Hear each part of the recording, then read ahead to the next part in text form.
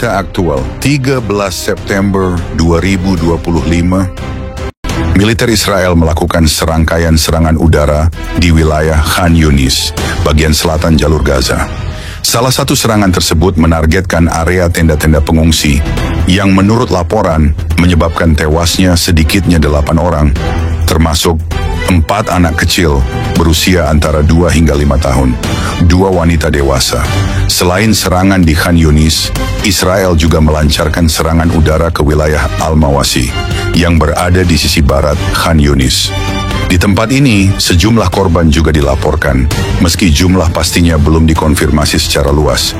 Dalam waktu yang hampir bersamaan, sebuah sekolah di kota Gaza yang tengah digunakan sebagai tempat penampungan para pengungsi juga menjadi sasaran serangan. Akibatnya, sedikitnya 10 orang tewas dan sebagian besar korban adalah perempuan dan anak-anak.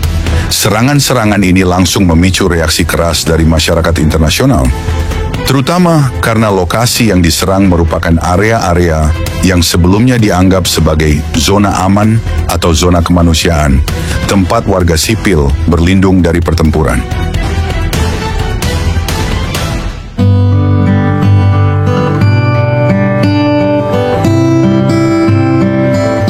Saudara-saudari terkasih, bayangkan ini. Seorang tentara Israel menatap layar drone, mencoba membedakan antara tenda pengungsi dan titik persembunyian Hamas.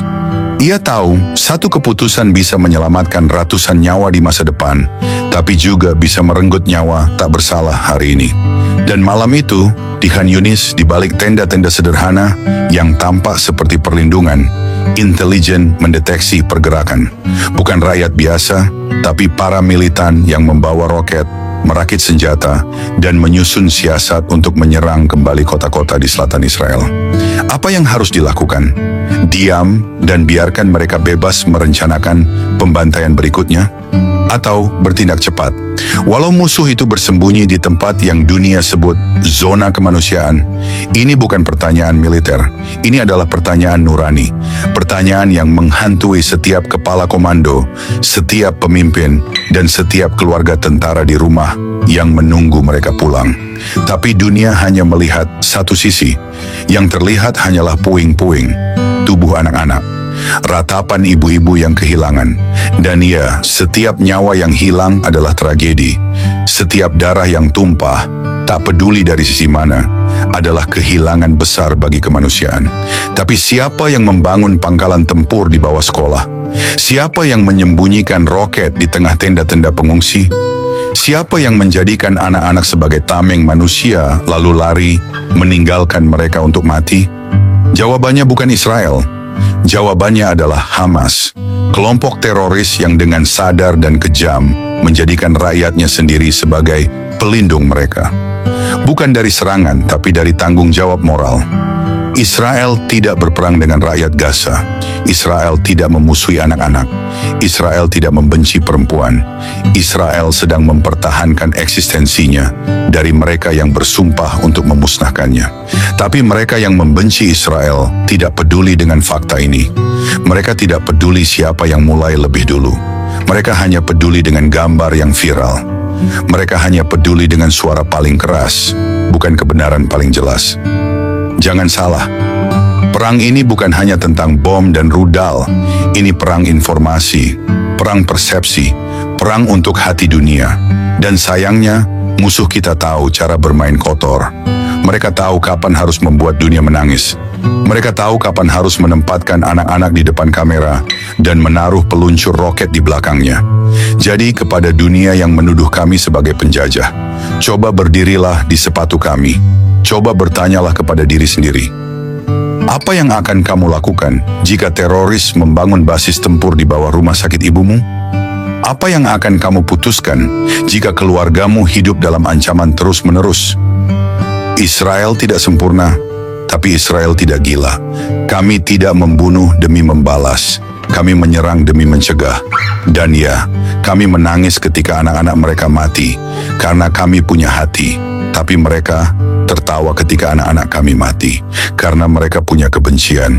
Inilah wajah perang yang tidak kamu lihat di media. Inilah dilema yang tidak masuk dalam headline, tapi inilah kenyataan.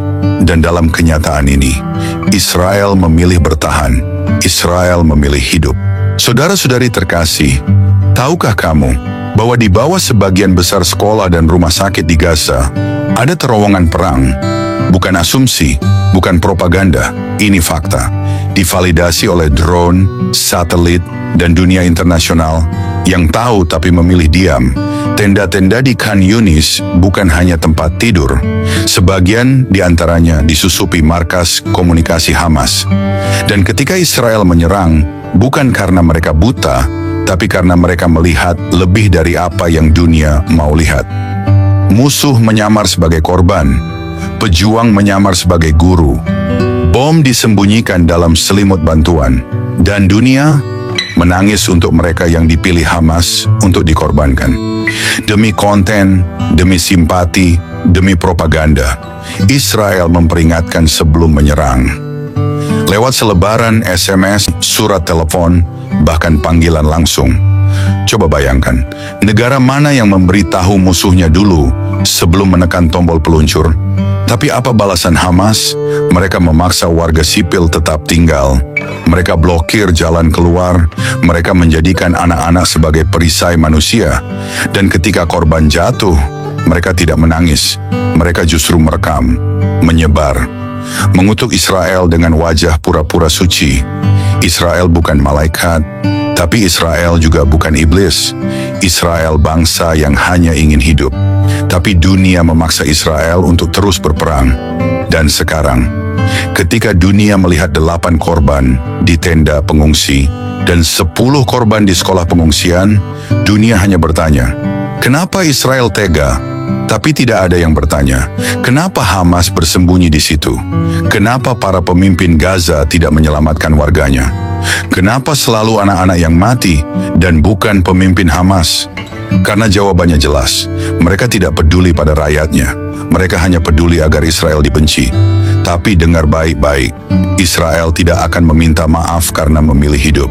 Israel tidak akan tunduk pada tekanan global yang buta. Israel tahu kebenaran tidak selalu populer, tapi kebenaran tetap harus disuarakan. Dan hari ini, Israel suarakan ini. Jika musuh bersembunyi di balik anak-anak, maka darah itu bukan di tangan Israel, tapi di tangan mereka yang menjadikan anak-anak sebagai senjata. Shalom saudara-saudari terkasih, selamat datang kembali di Renungan Malam God's Voice. Di tengah keheningan malam, ketika dunia mulai terlelap, marilah kita menyediakan hati dan pikiran kita untuk menerima sentuhan kasih Tuhan. Malam ini, biarlah suaranya yang lembut menuntun dan menguatkan kita melewati segala pergumulan yang mungkin belum selesai. Mari kita berdoa. Bapa di surga, terima kasih untuk anugerah-Mu yang tak pernah berhenti menyertai kami sepanjang hari ini. Kini, saat malam tiba, kami datang untuk berdiam di hadapan-Mu. Tuhan, sucikan hati kami, dan biarlah Roh Kudus-Mu hadir, serta berbicara lewat setiap firman yang kami renungkan malam ini. Tolong kami untuk memahami kebenaran-Mu, menerima teguran-Mu, dan dikuatkan oleh kasih-Mu. Kami serahkan waktu ini ke dalam tangan-Mu sepenuhnya. Dalam nama Tuhan Yesus Kristus, kami berdoa. Amin.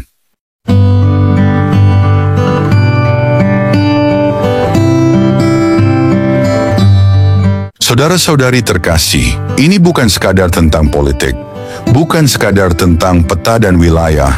Ini adalah pertempuran antara kebenaran dan kebohongan, antara kehidupan dan kematian, antara mereka yang membangun peradaban dan mereka yang memupuk kebencian. Kepada kamu yang mendukung Israel, tetaplah teguh, tetaplah berdiri tegak. Jangan biarkan dunia memutarbalikkan logika. Jangan biarkan propaganda menutup mata nurani. Suara kalian adalah benteng terakhir dalam perang ini. Bukan hanya perang senjata, tapi perang narasi. Jangan lelah berkata bahwa Israel berhak hidup.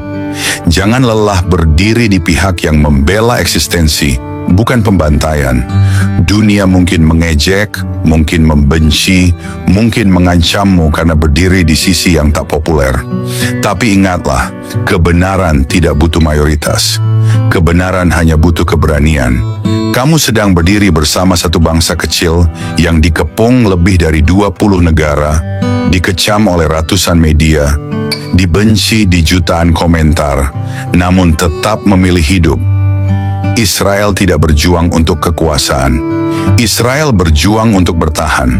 Dan setiap kali kamu bersuara untuk Israel, kamu sedang berkata kepada dunia, "Aku tidak akan tinggal diam saat kebenaran diinjak-injak." Teguhkan hatimu. Jangan biarkan lini masa sosial media menggoyahkan keyakinanmu. Karena ketika kamu berdiri bersama Israel, kamu berdiri bersama satu bangsa yang dijanjikan oleh Tuhan.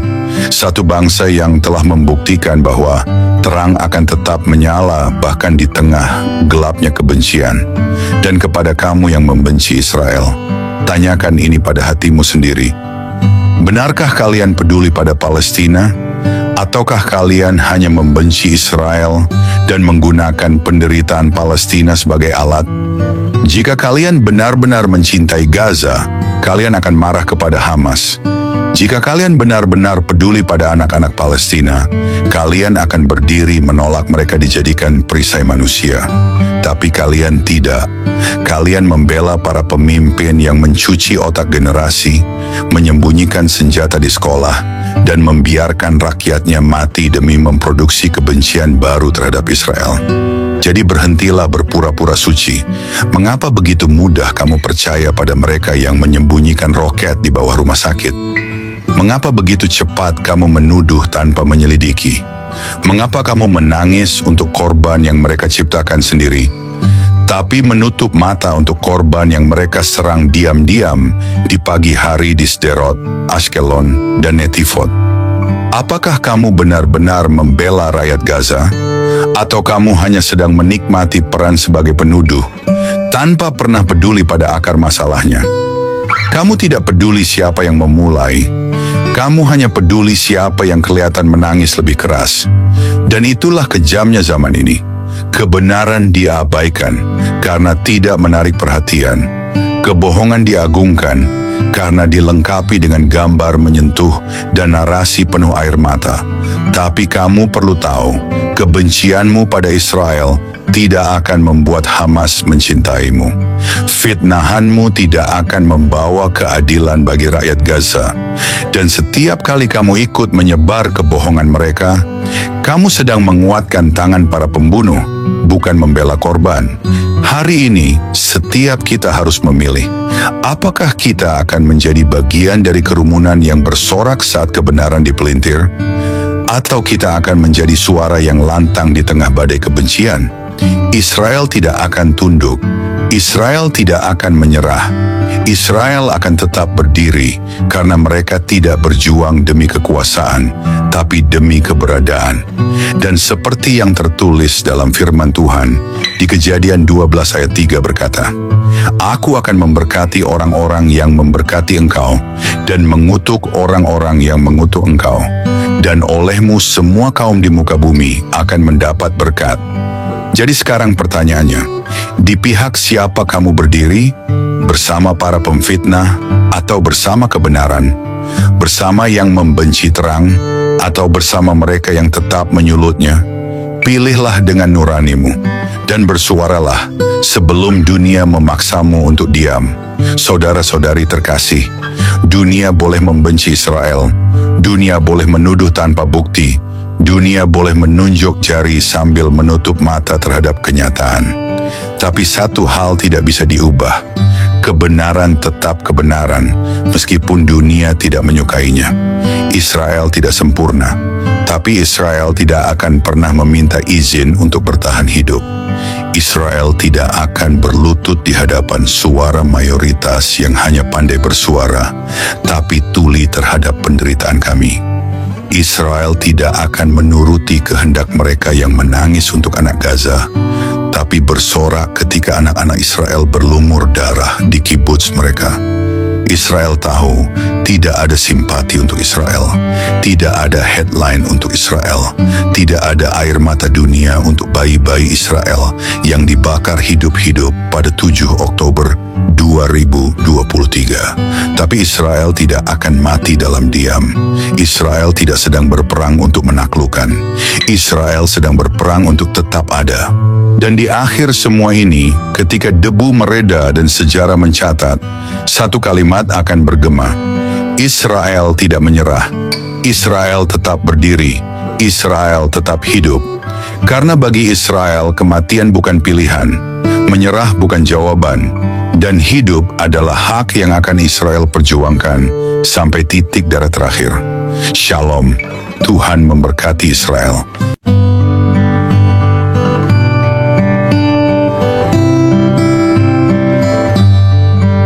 Mari kita berdoa.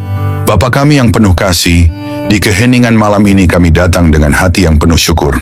Setelah melewati satu hari yang penuh kesibukan, kami ingin berhenti sejenak, mengangkat mata kami ke surga, dan mengucapkan terima kasih kepadamu. Terima kasih Tuhan untuk nafas kehidupan yang Engkau berikan sejak fajar menyingsing. Terima kasih untuk setiap langkah yang dapat kami jalani, untuk setiap tugas yang dapat kami selesaikan, dan untuk setiap perjumpaan yang Kau izinkan terjadi hari ini. Bahkan di tengah kelelahan, kami melihat kebaikan-Mu menyertai kami dalam setiap detik kehidupan. Di malam yang hening ini, kami datang kepadamu dengan hati yang terbuka dan jiwa yang haus akan hadirat-Mu. Setelah mendengar firman-Mu yang hidup, kami terdiam dalam kekaguman. Betapa besarnya kasih-Mu, betapa dalamnya belas kasihan-Mu yang tak berkesudahan. Tuhan, malam ini kami menyerahkan seluruh isi hati kami di hadapan tahta-Mu.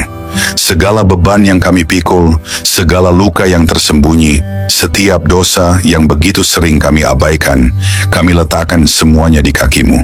Ajari kami untuk tidak lagi berpaling. Ajari kami untuk mencintai-Mu dengan segenap hati, segenap jiwa, segenap akal budi kami. Tuhan, malam ini kami tidak ingin hanya menjadi pendengar. Biarlah firman-Mu mengakar dalam hidup kami, menembus kerasnya hati kami, membangkitkan jiwa kami yang lesu, dan membakar roh kami dengan api dari surga. Jika ada jalan dalam hidup kami yang bengkok, luruskanlah Tuhan. Jika ada bagian hati kami yang beku, cairkanlah dengan kasih-Mu. Jika ada keputusan yang salah, tuntunlah kami kembali ke jalan kebenaran. Ya Tuhan, dalam keheningan malam ini, kami rindu berbisik di hadapan-Mu. Ambillah seluruh hidup kami, bentuklah kami seturut gambar-Mu. Jadikan hidup kami alat bagi kemuliaan-Mu, bukan untuk ambisi kami sendiri. Ajari kami menghitung hari-hari kami, supaya kami beroleh hati yang bijaksana. Ajari kami untuk hidup dengan kesadaran bahwa waktu ini singkat dan kekekalan itu nyata. Tuhan, dalam gelapnya dunia ini, nyalakanlah terang-Mu dalam hidup kami. Jadikan kami pelita yang tidak padam, saksi yang tidak malu memberitakan nama-Mu. Ketika dunia menawarkan godaan, kuatkan hati kami untuk tetap setia. Ketika badai datang, peluklah kami dengan damai-Mu yang melampaui segala akal. Ketika tubuh ini lemah, jadilah kekuatan kami. Ketika jiwa ini letih, jadilah penghibur kami. Bapa, kami tahu tanpa Engkau, kami tidak mampu. Tanpa kasih-Mu, kami kosong. Tanpa Roh-Mu, kami kering dan mati. Oleh sebab itu, malam ini kami berseru, jangan pernah tinggalkan kami Tuhan. Jangan biarkan kami berjalan setapapun tanpa penyertaan-Mu. Sebab satu hari di pelataran-Mu lebih baik daripada 1000 hari di tempat lain. Tuhan, mungkin ada banyak hal yang belum sempurna, banyak rencana yang belum tercapai, tetapi malam ini kami memilih untuk bersyukur. Karena kami tahu, tangan-Mu tetap bekerja, bahkan saat kami tidak melihatnya. Kami percaya segala sesuatu yang terjadi hari ini ada dalam kendali-Mu yang penuh kasih. Terima kasih untuk kekuatan saat kami merasa lemah. Terima kasih untuk penghiburan saat kami hampir menyerah. Terima kasih untuk damai-Mu yang melingkupi hati kami, bahkan di tengah kekacauan. Segala sesuatu yang kami alami hari ini, suka maupun duka, adalah bagian dari rencana-Mu yang indah. Ajari kami untuk melihat bahwa setiap momen dalam hidup kami adalah anugerah. Ajari kami untuk selalu ingat bahwa tanpa-Mu kami tidak bisa berbuat apa-apa. Bapa yang setia, ajari kami untuk tetap rendah hati, untuk tetap bergantung pada-Mu dalam segala hal. Ajari kami untuk tidak sombong atas keberhasilan dan tidak putus asa dalam kegagalan. Kini saat malam melingkupi kami, biarlah hadirat-Mu menjadi naungan kami. Berikanlah tidur yang penuh damai, dan bangunkan kami esok hari dengan semangat baru untuk hidup hanya bagi-Mu. Hingga hari itu tiba, saat kami bertemu muka dengan-Mu dalam kemuliaan kekal, biarlah setiap hari hidup kami menjadi nyanyian pujian yang harum di hadapan tahta-Mu. Dalam nama Yesus Kristus, Tuhan dan Juru Selamat kami yang hidup, kami menutup hari ini dengan penuh syukur dan pengharapan. Amin. Saudara-saudari terkasih, sebelum kita menutup hari ini, mari kita datang dengan kerendahan hati di hadapan Tuhan. Kita mengangkat suara, mengangkat hati, dan dengan penuh iman, kita berdoa sebagaimana Tuhan Yesus sendiri mengajarkan kita. Mari kita ucapkan bersama, doa Bapa kami. Bapa kami yang di sorga, dikuduskanlah nama-Mu, datanglah kerajaan-Mu, jadilah kehendak-Mu di bumi, seperti di sorga. Berikanlah kami pada hari ini makanan kami yang secukupnya, dan ampunilah kami akan kesalahan kami, seperti kami juga mengampuni orang yang bersalah kepada kami. Dan janganlah membawa kami ke dalam pencobaan, tetapi lepaskanlah kami daripada yang jahat, karena Engkaulah yang mempunyai kerajaan, dan kuasa, dan kemuliaan sampai selama-lamanya. Tuhan memberkati engkau dan melindungi engkau. Tuhan menyinari engkau dengan wajah-Nya dan memberi engkau kasih karunia. Tuhan menghadapkan wajah-Nya kepadamu dan memberi engkau damai sejahtera. Amin.